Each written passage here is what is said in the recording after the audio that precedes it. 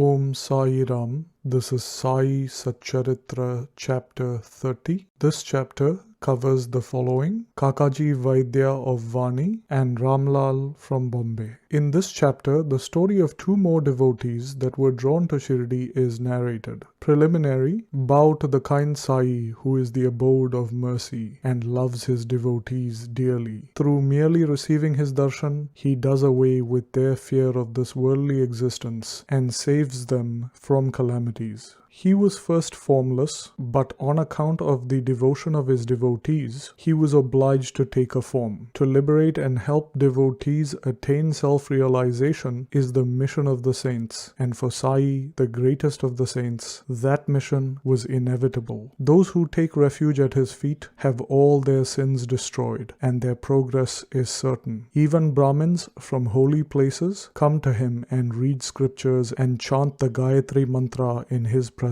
We who are weak and without any merits do not know what devotion truly is, but we do know that though everyone else may abandon us, Sai won't forsake us. Those whom he favors get enormous strength, discrimination between the unreal and the real, and knowledge. Sai always knows the desires of his devotees and fulfills the same. Hence, they get what they want and are grateful. So we invoke his aid and prostrate ourselves before him. Forgetting all our faults, we let him free us from all anxieties. He who is overcome with calamities and remembers and prays to Sai will get his mind calmed and pacified through his grace. Sai, the ocean of mercy, says Hemat Pant favored him, and the result is this work, the Sai Satcharitra. Otherwise, what qualifications had he to undertake this enterprise? But as Sai took all the responsibility, Hemat Pant felt no burden or concern about this. When the powerful light of knowledge was there to inspire his speech and pen, why should he entertain any doubt or feel any anxiety? Sai got the service, in the form of this book, done by him. This is due to the accumulation of Hemat Pant's merits in his past births. Therefore, he feels he is fortunate and blessed. The following story is not a mere tale, but pure nectar. He who drinks it will realize Sai's greatness and all-pervasiveness. Those who want to argue and criticize should not read these stories. What is needed here is not discussion, but unlimited love and devotion. Learned, devout, and faithful believers, or those who consider themselves servants of the saints, will like and appreciate these stories, while others will take them to be mere fables. Fortunate devotees of Baba will find Sai Leelas to be a wish-fulfilling tree. Drinking this nectar of Sai Leelas will liberate ignorant souls, satisfy the householders, and will be a sadhana to the aspirants. Kakaji Vaidya, in a place called Vani in the district of Nasik, there lived a man named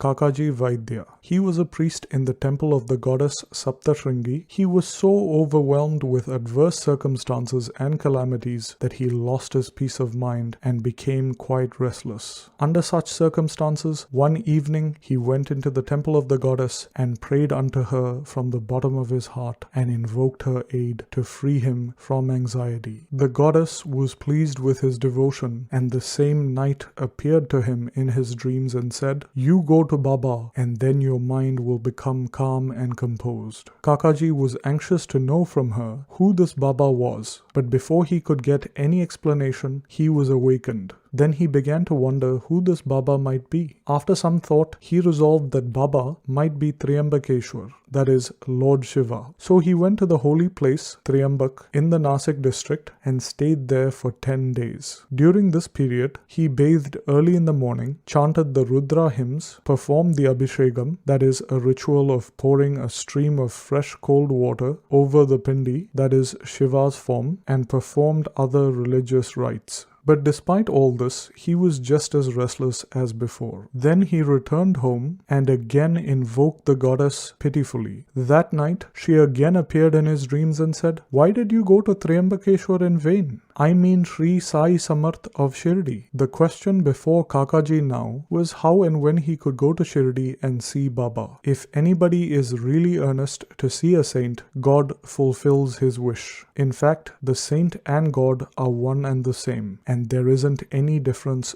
between them. If anybody believes that they can go and see a saint at their own free will, that would simply be boastful. Unless the saint wills it, no one is able to go and see him. Even the leaf of a tree won't move without his bidding. The more anxious a bhakta is to visit the saint, the more quickly and effectively is his wish satisfied. He who invites anybody for a visit also arranges everything for his reception, and this happened with Kakaji too. Shama's vows. When Kakaji was thinking about visiting Shrirdi, a guest came to take him to Shrirdi. That person was Shama, a very close and intimate devotee of Baba. We shall now see how and why he came to Vani. Shama was severely ill when he was very young, and his mother had taken a vow to her family goddess, Saptashringi at Vani. She vowed that if her son recovered, she would bring and dedicate him at her feet. After a few years, the mother herself suffered a severe bout of ringworms on her breasts. At that time, she again made another vow to her deity that if she recovered, she would offer the goddess 2 silver breasts. These 2 vows remained unfulfilled. At her deathbed, she called her son Shama and drew his attention to the vows, and after making him promise that he would fulfill the vows, she breathed her last. After some time, Shama forgot about these vows, and thus 30 years elapsed. At about this time, a famous astrologer had come to Shirdi and stayed there for a month. His predictions in the case of Bapu Saheb Booty and others came true, and everybody was satisfied. Shama's younger brother, Bapaji, consulted him and was told that his mother's vows, which his elder brother had promised to fulfill, were not yet fulfilled. Hence, the goddess was not pleased with them and was thus bringing troubles upon them. Bapaji told his brother Shama, who was then reminded of the unfulfilled vows. Shama believed any further delay would be dangerous, so he called a goldsmith and got a pair of silver breasts prepared. Then he went to the masjid, prostrated himself before Baba, and placed before him the 2 silver breasts. He requested Baba to accept them and free him from the vows, as he believed Sai was his Saptashringi goddess incarnate. Then Baba insisted that Shama go in person to the temple of Saptashringi and offer them at the feet of the goddess. Then after taking Baba's permission and Udi, he left for Vani and came to Kakaji's house. Kakaji was then very anxious to visit Baba, and Shama went there to see him at that very moment. What a truly divine miracle this was. Kakaji asked him who he was and whence he had come. On learning that he was from Shirdi, Kakaji at once embraced Shama. He was so overpowered with love. Then they talked about Sai Leelas, and after finishing the rites of Shama's vows, they both left for Shirdi. On reaching the place, Kakaji went to the masjid and fell at Baba's feet. His eyes were soon filled with tears, and his mind attained calmness instantly. Just as the vision of the goddess had suggested, as soon as he saw Baba, his mind lost all its restlessness and it became calm and composed. Kakaji began to wonder what a wonderful power this is. Baba said nothing, there were no questions or answers, no benediction was pronounced, and the mere darshana itself was so conducive to happiness. The restlessness of my mind disappeared simply by receiving darshan, and the consciousness of joy came upon me. This is what is called the greatness of darshan. His vision was fixed on Sai's feet, and he was speechless. Upon hearing about Baba's Leelas, his joy knew no bounds. He surrendered himself completely to Baba, forgot his anxiety and cares, and got undiluted happiness. He lived in Shirdi happily for 12 days and left after receiving Udi and blessings from Baba. Khushalchand of Rahata. It is said that a dream we see in the early hours of the morning often turns out true. This may be so, but regarding Baba's dreams, there was no restriction of time. To quote an instance, Baba told Kaka Saheb Dikshit one afternoon to go to Rahata and bring Khushalchand, as he had not seen him for a long time. Kaka Saheb took a tanga, that is, a small horse-drawn cart, and went to Rahata to fetch Khushalchand. He saw Khushalchand and gave him Baba's message. Hearing it, Khushalchand was surprised and said that when he was taking a nap after lunch, Baba appeared in his dreams and asked him to come to Shrirdi immediately. As he had no horse of his own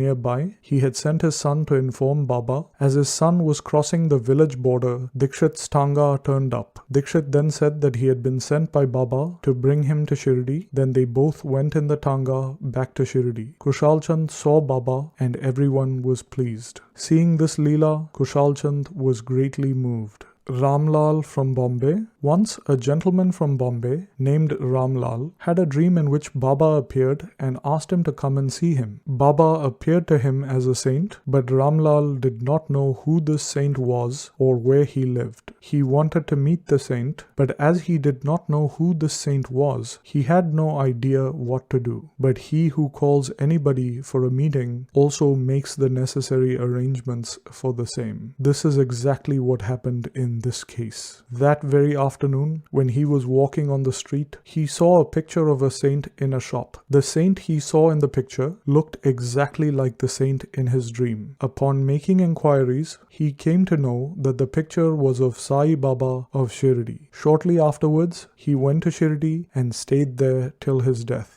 In this way, Baba brought his devotees to Shrirdi for darshan and satisfied their wants and desires. Bow to Shri Sai, peace be to all. And this brings us to the end of Sai Satcharitra chapter 30.